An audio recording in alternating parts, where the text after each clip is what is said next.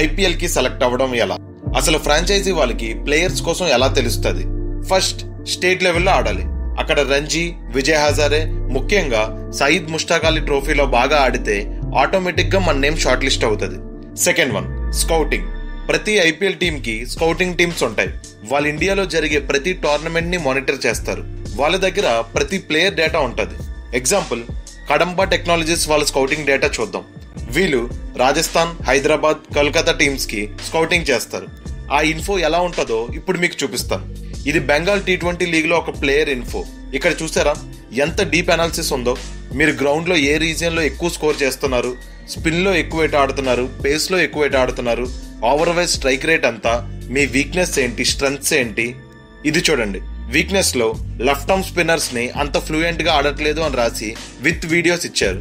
అలానే బౌలర్స్ కి వస్తే power play, middle overs, death overs లో స్టాట్స్ ఏ లెంత్ లో వేస్తున్నారు. ఇలా టోర్నమెంట్ లో బాగా ఆడిన టాప్ 10 ప్లేయర్స్ డేటా ఫ్రాంచైజీ వాళ్ళకి ఇస్తారు. అంటే ఆంధ్ర ప్రీమియర్ లీగ్ నుంచి ఒక 10 మెంబర్స్, TNPL నుంచి ఒక 10 మెంబర్స్, అలా ఇండియా మొత్తం ఒక లిస్ట్ ఇస్తారు. ఫ్రాంచైజీ వాళ్ళు అవన్నీ చూసి వాళ్ళని ట్రయల్స్ కి పిలుస్తారు.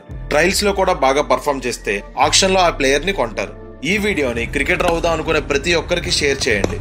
స్కౌటింగ్ లో ఏం చూస్తారు, ఎనాలిసిస్ ఎలా ఉంటది అనే దాని మీద సెపరేట్ వీడియో చేయమంటారా? కామెంట్ చేసి చెప్పండి.